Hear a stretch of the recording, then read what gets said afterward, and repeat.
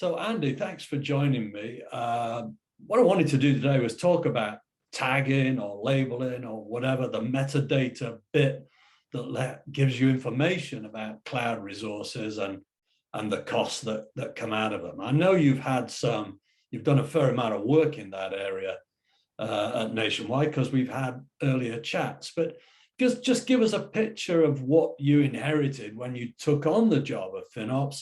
What was your first impression of the tagging setup you inherited? Yeah, sure. So I think the first thing to say is we've got a multi-cloud setup. So we use Azure and we use AWS, and it's fair to say that the story in both was different. So on the Azure side, it was reasonably good when I first started in the FinOps role. But on the AWS side, there was quite a lot of gaps there, so we had some work to do. So yeah, the initial kind of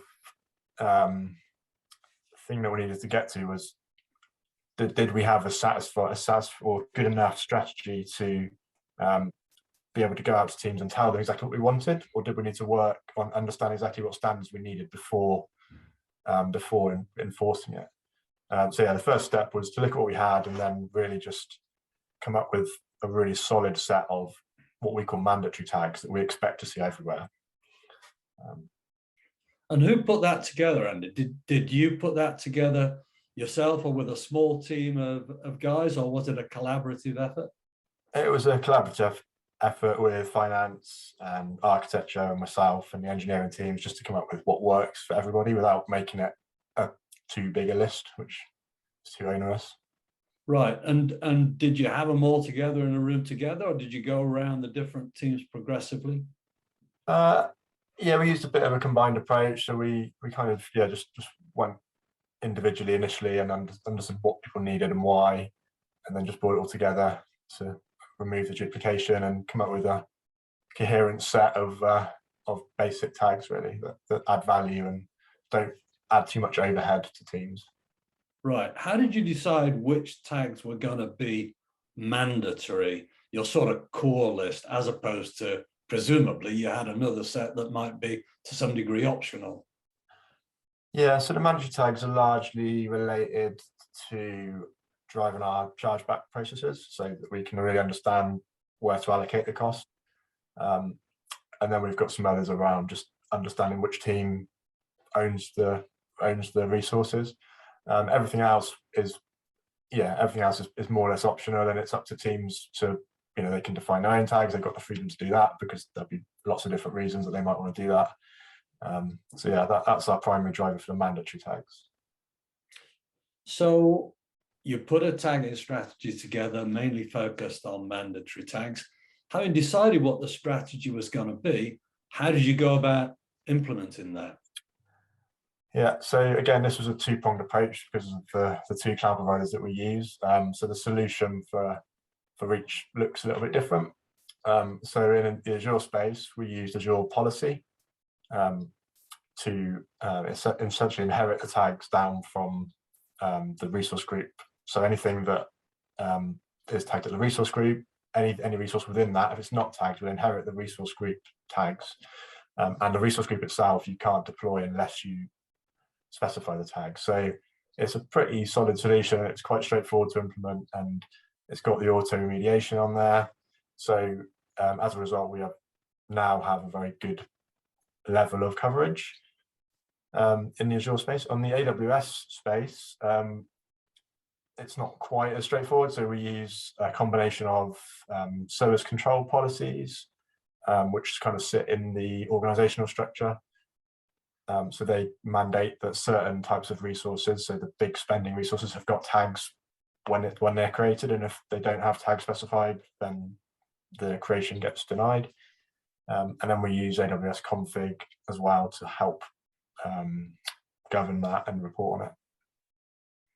So cool. And what level of support did you get from the different teams? I'm thinking here engineering teams particularly, because I guess they were the ones mostly involved in this, but also from finance with regards to links to cost centers, and product guys maybe with links to product costs and product margins. Were they all involved in this process and supportive, or did you meet with some resistance there? And it was a pretty collaborative effort, and we got good support on this because so finance were very keen that we introduced cross charging, so they were very keen to be involved and to understand what they needed to input to make that happen. And then once we had that, it was quite a easy conversation to have with delivery and the engineering teams to say we really need you to do this because we need to enable this capability through the organization, and we see this as a key way of doing that. So we actually ended up with a feature team dedicated to enable it on both platforms at a fairly early stage so that we got it into a reasonable position. So you had a dedicated team focused on implementing the tagging? Yeah, just for a couple of, well, not the tagging itself, but the governance of the tagging. So yeah, the policy engine around it to ensure that teams then were like it was enforced for teams when they create new resources. Right. Then the second part of that, once the policy engine was created, was getting everything that we already had in line, and that was quite a big effort because it involved going out to all of the teams and making them aware of the changes and what they needed to do, and make sure that they had all the mandatory tags in place so that the deployments don't start failing when the policies get enabled. So that was the biggest challenge. The actual implementation was quite straightforward, but getting the compliance out to all the teams was a bigger job. That's often the way, isn't it? Compliance, staying on top of it is quite a challenge generally. How long did that process take? I mean, you've made it sound like it was quite a straightforward thing without too many hiccups along the way, but how long did it take sort of end to end? So on the Azure side, it was quicker just because the way the policy engine works lent itself better to the job that we needed to do. On the AWS side, I would say end to end, probably maybe a quarter of 3 months in terms of from inception of the idea to introducing and testing the policies and everything else, and then rolling it out to all of the teams and getting them to a compliant stage. So yeah. Right. And when you look forward now from where you are, what do you see as the endpoint for tagging? When are you going to sort of sit back and say, right, well, I'm done with tagging now, that's pretty much sorted? So I think ultimately what I want to get to is that we reduce the number of mandatory tags that we enforce on the platform, and instead we put those tags into a external data source somewhere, some sort of config database, and then we just have maybe 1 or 2 key tags on the actual cloud resources themselves, which then act as a lookup to that external source. I think that's the direction travel I want to take, and the primary reason for that is that at the moment when we need to update tag values, although it's all done with infrastructure as code and automation, it's still an onerous task to go out to the teams and get everything changed in all of the different repositories that we've got. Whereas if we have an external source for the majority of the data, like the cost centers and project codes and things that typically will change the life cycle of a product, it will just hopefully reduce the overhead of that updating process, and also take it away from the engineers who probably, it's not the best use of their time getting them to update tags and config files and redeploy. So if we can take that away from the engineering teams, I think that will be really valuable as well. And are you actively working on getting to that tagging endpoint right now, or is it the sort of thing that's dropped down your priority list, been superseded by other maybe more urgent or important stuff? Yeah, at the moment it's not top of the priority list, because our tagging is in a fairly good place. It's not one of our biggest pain points, so we're not actively working on it, but it will come back up to the top at some point. So just to wind up, it seems like you've made good progress on tagging. You're in a place that's good enough for now. What are the things that have gone above that in your priority list as a FinOps practitioner? What are the things that need to be resolved before you come back to thinking more about tagging?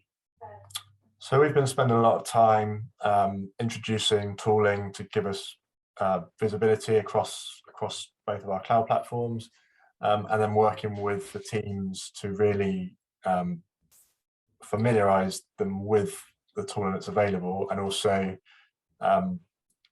just teaching them how to exploit it, really, to get the best value out of it and to understand what's available and what we can do, and then building that building the mindset. So we call it cost as a metric mindset. So really trying to just get the teams thinking about cost as another metric that they should start to look after, in the same way that you monitor performance and availability and those kind of things. Like, it's just another metric. So it's like almost getting that sowing the seeds for that mindset piece. That's been one of the biggest focus areas from a FinOps team over the last couple of months, which has sort of taken us away from tagging and a few other things. Would it be a bit of a stretch to say that your endpoint would be to have teams of engineers, while focused on performance, the whole cost element is integrated with that, and so the engineers are taking ownership not just of performance, throughput, reliability, and so on, but also taking ownership of costs in a sort of integrated, business directed way? Yeah, 100%. That's exactly where we want to get to. I'm quite keen. I don't really want to build up a huge FinOps team that is their responsibility to do these things. I would really like to federate it out to all of the teams, because if you build up a big central team, then other teams might look at that team and say, oh, it's not my job to do this. Like, there's a team to do that. So what we really want is to have that small central team set in a direction, but then federate the cost piece out to everybody. That's definitely the approach that we want to take. Andy, that sounds like an exciting vision. Thank you very much for talking to me this morning. That's really useful. Hope you have a great day. Good stuff. Thank you very much, Mike. It's been great talking to you too. Cheers.